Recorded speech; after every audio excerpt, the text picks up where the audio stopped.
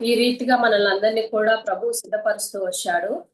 కాబట్టి కొన్ని వచనాలు మనం ఈ దినమున ప్రభు మనతో ఏం మాట్లాడినాడు అవి నేర్చుకొని ఆ ప్రకారం జీవించడానికి ప్రభు మనకి సాయం చేసేలాగిన కొన్ని వచనాలు చూసుకుందాం. కీర్తనలు 34 అధ్యాయం 8వ వచనం. నేను కొంచెం చదవండి.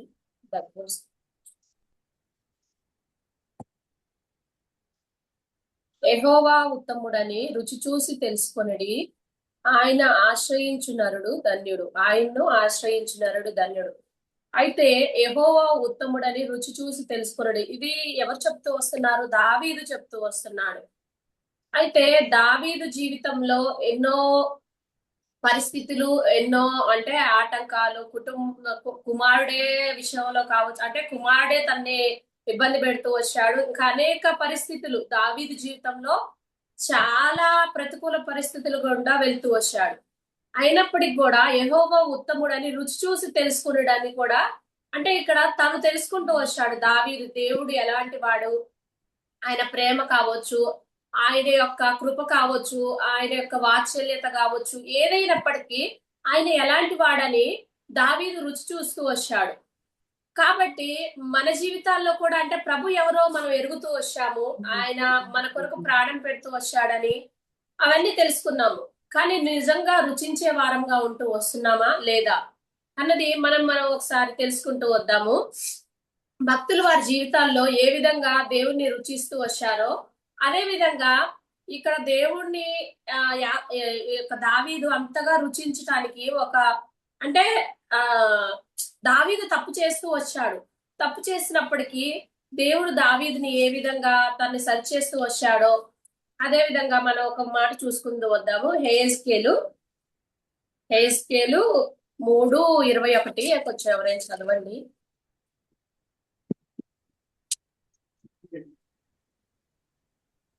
అయితే పాపము చేయవలదని నీతిగల వానిని నీవు హెచ్చరిక చేయగా, అతడు హెచ్చరింపబడి పాపము చేయక మానిన ఎడల అతడు అవశ్యముగా బ్రతుకును. నీ మట్టుకు నీవును ఆత్మను తప్పించుకుందువు. అయితే ఇక్కడ పాపము చేయవలదని నీతి గలవారిని నీవు హెచ్చరిక చేయగా, అంటే దావీదు జీవితంలో దావీదు నీతిమంతుడుగానే ఉంటూ వచ్చాడు. కానీ తను చేసిన పాపాన్ని బట్టి, తను చేసిన తప్పిదాన్ని బట్టి నాతాను ప్రవక్తనే పంపిస్తూ వచ్చాడు. అక్కడ పంపించి దావీదుని హెచ్చరిస్తూ వచ్చిన వాడిగా ఉన్నాడు దేవుడు. దావీదుని హెచ్చరించినప్పుడు దావీదు తెలుసుకొని తను పశ్చాత్తాపడి ఏ విధంగా తను సరి చేసుకుంటూ వచ్చాడు. ఒకవేళ దావీదుని, అంటే ఆ ప్రవక్తను పంపించకపోయినట్టయితే దావీదు ఇంకా పాపంలోనే ఉండేవాడు, అట్లా పాపంలోనే పడిపోయేవాడు. కాబట్టి మన జీవితాల్లో కూడా మనము రక్షించబడుతూ వచ్చాము. ఇతరులు ఎక్కడైనా, అంటే రక్షించబడిన వారు కొంతమంది కొన్ని మిస్టేక్స్ చేస్తూ వస్తారు. అవి మనం చూసినప్పుడు మనం వారికి, అంటే హెచ్చరికతో కాదు కానీ, అంటే ఇక్కడ నాతాను ప్రవక్త కూడా ఒక కథ రూపంలో దావీదుకు తెలిసేలాగా చెప్తూ వచ్చాడు. అంటే మన జీవితంలో కూడా, అంటే ఒకవేళ వాళ్ళకి మనం చెప్పలేకపోయినప్పటికీ ప్రార్థన చేసే వారంగా ఉండాలి. అంటే వారికి ఆ తప్పిదం తెలిసేలాగా మనం ప్రార్థించినప్పుడు దేవుడే ఏదో ఒక రూపాన వారికి తెలియజేస్తూ వస్తాడు. కాబట్టి దావీదు జీవితంలో ఏ విధంగా తను చేసిన తప్పును బట్టి హెచ్చరించినప్పుడు తను సరి చేసుకొని అతను రక్షించబడుతూ వచ్చిన వాడిగా ఉన్నాడు. మనం కూడా ఆ విధంగా ఇతరులని చెయ్యాలని ప్రభు కోరుకుంటూ వస్తున్నాడు. అయితే ఆ విధంగా దేవుడు హెచ్చరించినప్పుడు దావీదు తెలుసుకొని తన తప్పులన్నిటిని కూడా తను సరి చేసుకుంటూ వచ్చిన వాడిగా ఉన్నాడు. అదే విధంగా మన జీవితంలో కూడా మనం ఆ విధంగా ఉండాలి. అప్పుడు మాత్రమే ఆయన ఉత్తముడని మనం రుచించే వారంగా ఉంటూ వస్తాము. ఇంకా కొన్ని వచనాలు చూసుకుంటూ వద్దాము. ఎస్తేరు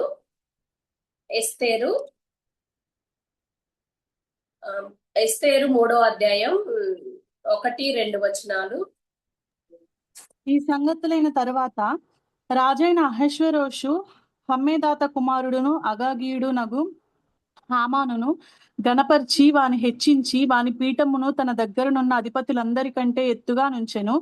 కాబట్టి రాజు గుమ్మమునున్న రాజసేవకులందరూ రాజాజ్ఞానుసారముగా మోకాలుని హామానునకు నమస్కరించిరి. మొర్దెకై వంగకయు నమస్కారము చేయకయునుండగా, అయితే ఇక్కడ చూసుకుంటే మనకి ఎస్తేర్ స్టోరీ అంతా కూడా మనకు తెలుసు. అయితే దేవుడు నిజంగా అంటే మొర్దకై దేవుడిని రుచిస్తూ వచ్చాడు, ఆయన ఉత్తముడని తెలుసుకుంటూ వచ్చాడు. కాబట్టి అక్కడ ఆ ఏమవుతూ వచ్చిందంటే హామాను, ఇతడు ఎవరో మనకు తెలుసు, హామాను ఎటువంటి వాడో, అతని స్వభావం అవన్నీ కూడా మనకు తెలుసు. అయితే అతనికి అందరూ కూడా మొక్కుతూ వచ్చిన వారిగా ఉన్నారు, కానీ ఇక్కడ మొర్దకై మొక్కలేదు. ఎందుకంటే దేవుడు, నిజ దేవుడు ఎవరో అది యొక్క మొర్దకైకి తెలుసు. ఆయన ఎలాంటి వాడు, ఆయన యొక్క గుణగణాలు అవన్నీ కూడా మొర్దకై రుచిస్తూ వచ్చిన వాడిగా ఉన్నాడు. ఆయన ఉత్తముడు అని తెలుసుకుంటూ వచ్చాడు. కానీ ఈ యొక్క మనుషులు మాత్రము వాళ్ళకి తెలియదు అక్కడ ఉన్న వాళ్ళకి. ఎందుకంటే అదొక అన్యులు వాళ్ళందరూ కూడా, అక్కడ ఉన్న వాళ్ళందరూ కూడా దేవుణ్ణి ఎరగని జనాంగము. అయినప్పటికీ కూడా ఇక్కడ మొర్దకై ఒక్కడు మాత్రమే నమస్కరించలే, ఇక్కడ ఉన్న వాళ్ళందరూ కూడా నిజంగా చూడండి. కాబట్టి రాజగుమ్మమునున్న రాజసేవకులందరూ రాజాజ్ఞానుసారంగా మోకాళ్ళలోని హామానునకు నమస్కరించిరి. అంటే రాజు చెప్తూ వచ్చాడు ఏమని, ఆయన ఈ లోకం బట్టికే రాజు. ఆ రాజు ఏమని చెప్తూ వచ్చాడు, అంటే హామానిని ఎంతగానో హెచ్చించిన వాడిగా ఉంటూ వచ్చాడు ఇక్కడ. కానీ మొర్దకై మాత్రము మనుషుల్ని చూడలేదు, దేవుని యొక్క ప్రేమను దేవుని వైపే చూస్తూ వచ్చిన వాడిగా ఉన్నాడు. ఆయన ఉత్తముడని రుచించాడు కాబట్టే ఈ యొక్క హామానికి మొక్కని వాడిగా ఉంటూ వచ్చాడు. హామానికి మొక్కలేదని హామాని ఏం చేస్తూ వచ్చాడు, మొర్దకైని విషయంలో యూదులందరినీ కూడా చంపాలనుకుంటూ వచ్చిన వాడిగా ఉన్నాడు. ఆ యొక్క రాజు యొద్దకి వెళ్ళి పత్రిక తీసుకొచ్చి వచ్చిండు. అక్కడ ఉన్న వాళ్ళందరి చేత కూడా నిజముగా అటువంటి పరిస్థితిలో ఉన్నప్పటికీ అందరూ అంటే మామూలుగా మనమైతే ఏం చేస్తూ వస్తాము అంటే పరిస్థితులకు లొంగిపోయే వారంగా ఉంటూ వస్తాము. కానీ ఇక్కడ మొర్దకై మాత్రము ఎక్కడ కూడా పరిస్థితులకు లొంగిపోలే. ఎందుకంటే ఆయన దేవుడిని ఉత్తముడని ఆయన రుచిస్తూ వచ్చిన వాడిగా ఉన్నాడు. ఆ రుచించిన పరిస్థితుల బట్టి ఆయన తప్పిపోలేదు. అదే విధంగా ఇక్కడ ఈ యొక్క ఎస్తేరులోనే 4వ అధ్యాయం, ఎస్తేరు 4వ అధ్యాయం 14వ వచనంలో కూడా నీవు ఈ సమయమందు ఏమియో మాట్లాడక మౌనముగానున్న ఎడల యూదులకు సహాయమును విడుదలయు మరి ఒక దిక్కు నుండి వచ్చును గాని నీవును నీ తండ్రి ఇంటి వారును నశించుదురు. నీవు ఈ సమయమును బట్టియే రాజ్యమునకు వచ్చితివేమో ఆలోచించుకొనమని చెప్పుమని. అయితే ఇక్కడ మనకి ఎస్తేరు అంటే వస్తీకి బదులుగా ఎస్తేరు రాణిగా చేయబడుతూ వచ్చింది కదా. అక్కడికి అంటే దేవుని యొక్క చిత్తానుసారం పంపించబడుతూ వచ్చింది ఎస్తేరు. అంటే మామూలుగా మనం చూసుకుంటే అక్కడ అహష్వేరోషు రాజు ఆయన అహష్వేరోషు రాజు ఏం చేస్తూ వచ్చి అంటే ఆయన డ్రింక్ చేసి తన భార్యని అక్కడ ఉన్న వాళ్ళందరికీ చూపించుకోవాలనుకుంటూ వచ్చాడు. సో ఆ టైంలో వస్తీ చేసింది నాకు కరెక్టే అనిపించింది. ఎందుకంటే అలా డ్రింక్ చేసిన సమయంలో ఎవరు కూడా వెళ్ళటానికి ఇష్టపడరు. కానీ దేవుడు ఆ పరిస్థితిని అంటే ఆ యొక్క చిన్న దాన్ని చూపించి వస్తీకి బదులుగా ఎస్తేర్ని రాణి చేస్తూ వచ్చాడు. ఎందుకంటే దేవుని యొక్క సంకల్పం నెరవేర్చుకోవటానికి, దేవుని యొక్క ఉద్దేశాన్ని అక్కడ నెరవేర్చుకోవటానికి ఎస్తేర్ని రాణిగా చేస్తూ వచ్చిన వాడిగా ఉన్నాడు. అయితే యూదులందరికి కూడా ఇటువంటి పరిస్థితి కలుగుతూ వచ్చినప్పుడు ఈ యొక్క మొర్దకై ఏం చేస్తూ వచ్చాడు, నువ్వు అంటే అక్కడ ఉన్న పరిస్థితులు ఎలాంటివి, ఆ యొక్క యూదులందరూ కూడా నాశనం అయిపోతూ వస్తారు. అయినప్పటికీ కూడా ఇక్కడ మొర్దకై ఎక్కడ కూడా రాజాజ్ఞకి అంటే కావచ్చు, లేకపోతే హామానికి మొక్కటం కావచ్చు, ఎక్కడ కూడా తను తలవంచలేదు. అంటే తను తీసుకున్న స్టాండ్ మీద అంటే దేవుణ్ణి మాత్రమే తను సేవించాలి, ఆయన మాత్రమే ఉత్తముడు, ఆయనకు మాత్రమే నమస్కరించాలి అన్నది తను గట్టిగా అంటే నిర్ణయం అది. ఇంకా మొర్దకై ఆ విధంగా జీవిస్తూ వచ్చాడు. కాబట్టి ఇక్కడెక్కడా కూడా మొర్దకై కృంగిపోలే. ఇటువంటి పరిస్థితుల్లో కూడా అంటే ఈ యొక్క యూదులందరినీ కూడా చంపేస్తారన్న పరిస్థితిలో కూడా మొర్దకై ఎక్కడ కృంగిపోలే. దేవుని వైపే చూస్తూ వచ్చాడు, దేవుని వైపే ఉంటూ వచ్చిన వాడు. అయితే ఇక్కడ మొర్దకై చెప్తూ వస్తున్నాడు ఏమని, నువ్వు మౌనముగా ఉన్న ఎడల యూదులకు సహాయము విడుదల మరి ఒక దిక్కు నుండి వచ్చును, కానీ నీవును నీ తండ్రి ఇంటి వారిను నశించదురు. నీవు ఈ సమయమును బట్టి రాజ్యమునకు వచ్చితివేమో ఆలోచించుకొనమని చెప్పాను. అయితే అంటే దేవునికి ముందుగానే తెలుసు కదా తన యొక్క ఉద్దేశాలు, తన యొక్క అంటే ఏం జరగబోతే ఆ ప్రకారమే ఎస్తేర్ని పంపించాడు. ఎస్తేర్ని పంపించి యూదులందరినీ కూడా రక్షించుట కొరకు అక్కడ ముందుగానే సిద్ధపరుస్తూ వచ్చాడు. కాబట్టి మన జీవితాల్లో కూడా ఇటువంటి పరిస్థితులు ఎటువంటి ఎదురైనప్పటికీ కూడా వీరు భయపడుకోకుండా దేవుని వైపు చూస్తూ వచ్చారు కదా. ఎక్కడ కూడా వాళ్ళ తల వంచలేదు. దేవుని వైపే తలెత్తుతూ వచ్చిన వారిగా ఉన్నారు. దేవుని వైపే చూస్తూ వచ్చారు. కాబట్టి మన జీవితాల్లో కూడా దేవుడు ఎటువంటి వాడో ఆయన్ని మనం రుచిస్తూ వచ్చాం కదా. కాబట్టి పరిస్థితులను బట్టి పడిపోయే వారంగా ఉండకూడదని దేవుడు మనతో ఇక్కడ మాట్లాడుతూ వస్తున్నాడు. అదే విధంగా దేవుడు ఇక్కడ ఈ యొక్క ఆ ఆ పరిస్థితి నుంచి కూడా దేవుడు వారిని విడిపిస్తూ వచ్చిన వాడిగా ఉన్నాడు.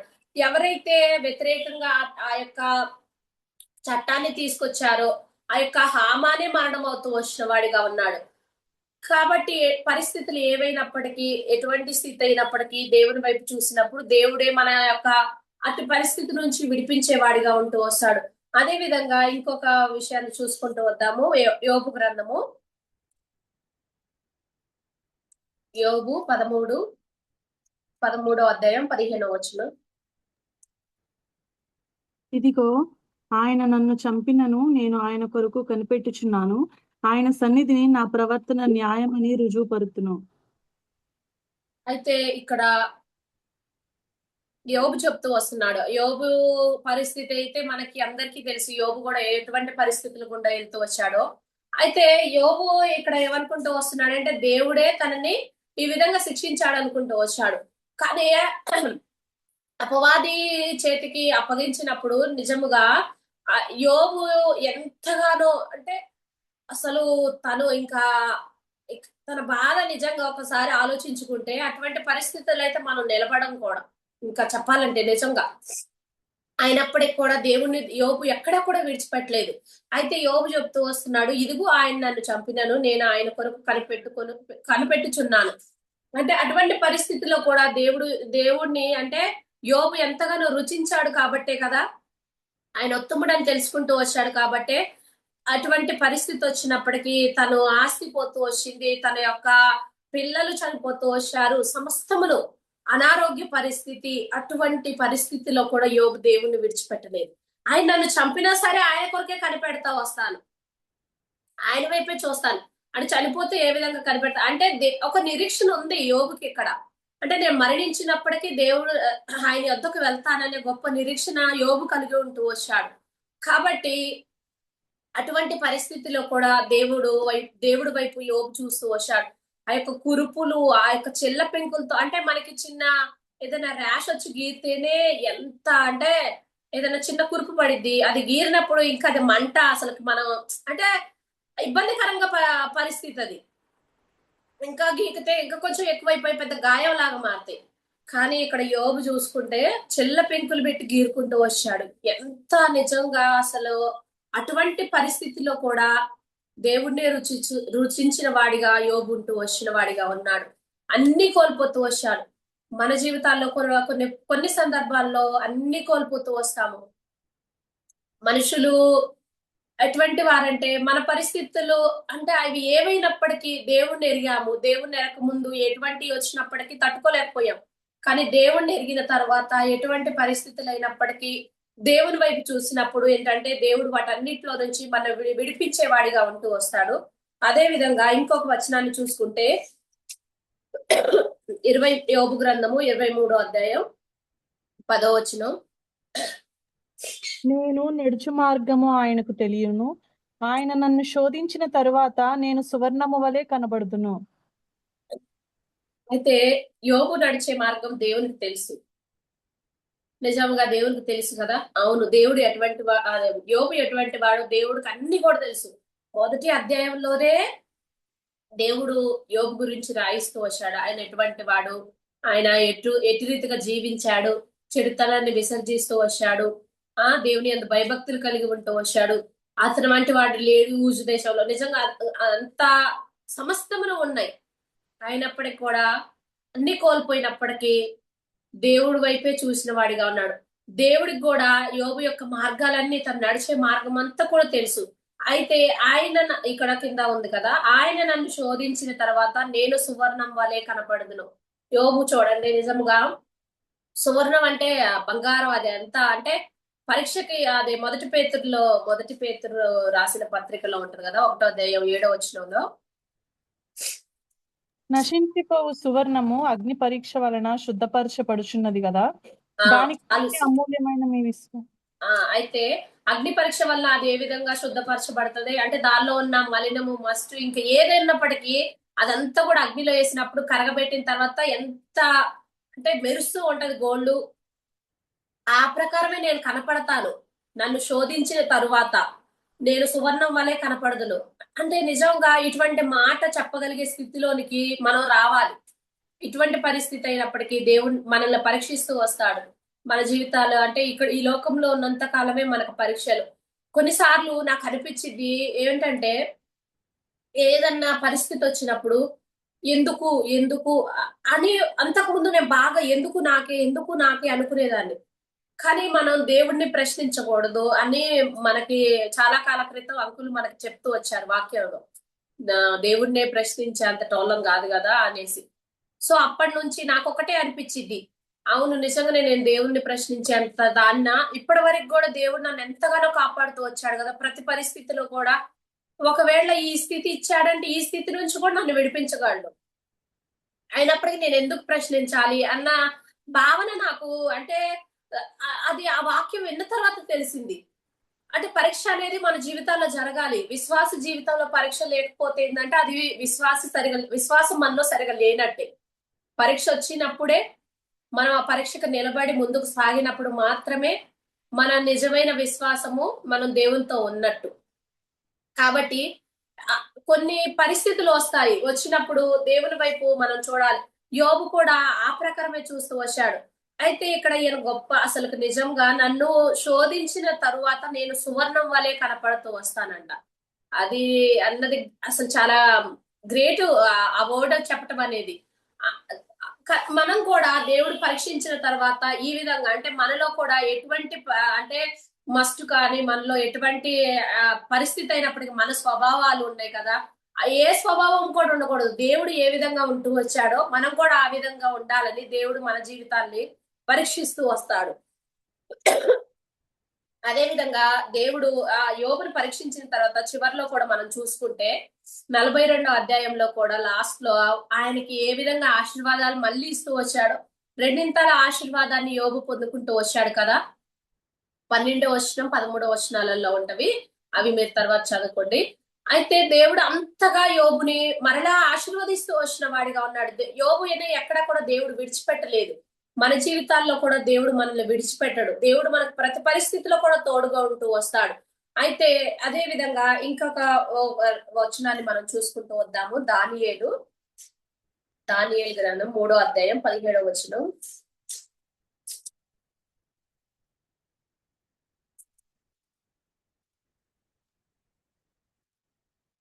మేము సేవించుచున్న దేవుడు మండుచున్న వేడిమి గల ఈ అగ్నిగుండములో నుండి మమ్మను తప్పించి రక్షించుటకు సమర్థుడు. మరియు నీ వశమున పడకుండా ఆయన మమ్మను రక్షించును.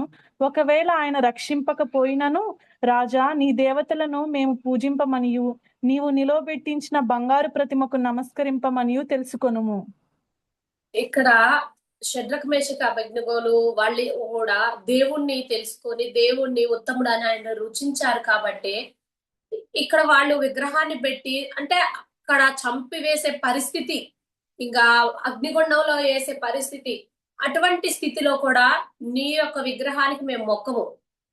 ఎందుకంటే మా దేవుడు మమ్మల్ని రక్షించగలడు. ఒకవేళ రక్షించకపోయినప్పటికి కూడా ఆ ఒకవేళ రక్షించకపోయినను సరే మేమైతే మొక్కము అంటే అలా స్టాండ్ తీసుకుంటూ వచ్చిన వారిగా ఉన్నారు ఇక్కడ శద్రక్ మేషక అబేద్నెగోలు.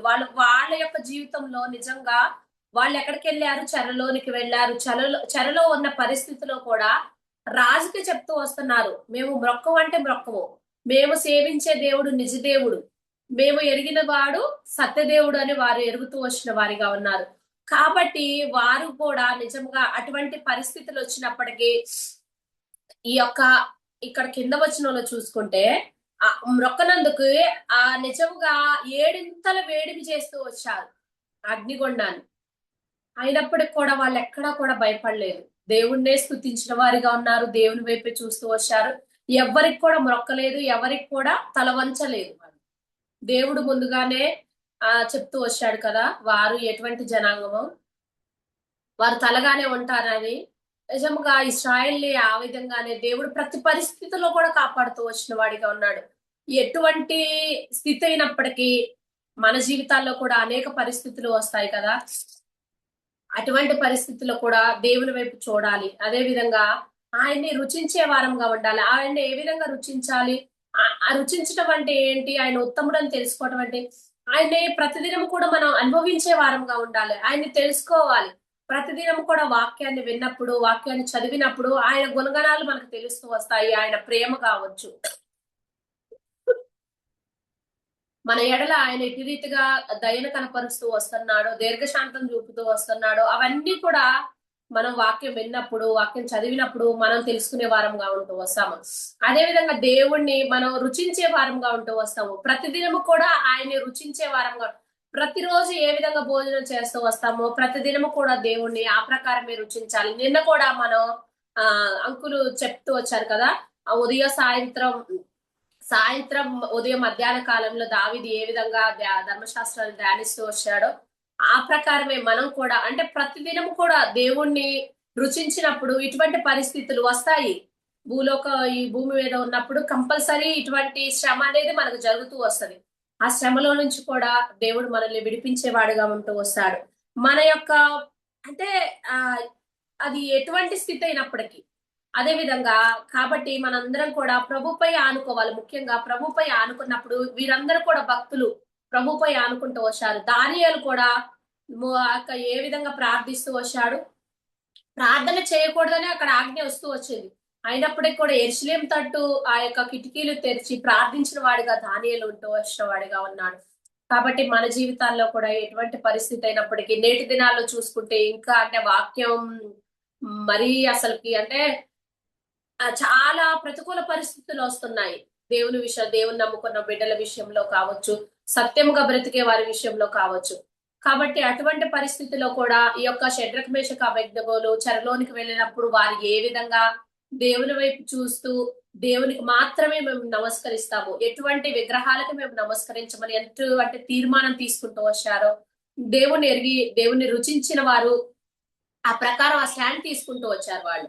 కాబట్టి మన జీవితాల్లో కూడా పరిస్థితులు ఏవైనప్పటికీ దేవుని వైపు చూసినప్పుడు దేవుడు మనల్ని వాటన్నిటి నుంచి కూడా విడిపించేవాడిగా ఉంటూ వస్తాడు. అదే విధంగా ప్రతిదినం కూడా ఆయన్ని రుచించినప్పుడు, ఆయన ఉత్తముడని తెలుసుకొని ఆయన్ని రుచించినప్పుడు ఎటువంటి పరిస్థితి అయినప్పటికీ కూడా దేవుడు మనకు తోడుగా ఉండి మనల్ని నడిపిస్తూ వస్తారు. భక్తులు ఏ విధంగా జీవించి వారి యొక్క జీవితాన్ని సాగిస్తూ వచ్చారో మనందరి జీవితాల్లో కూడా ప్రభు మనకు ఆ విధంగా సాయం చేయనుగా.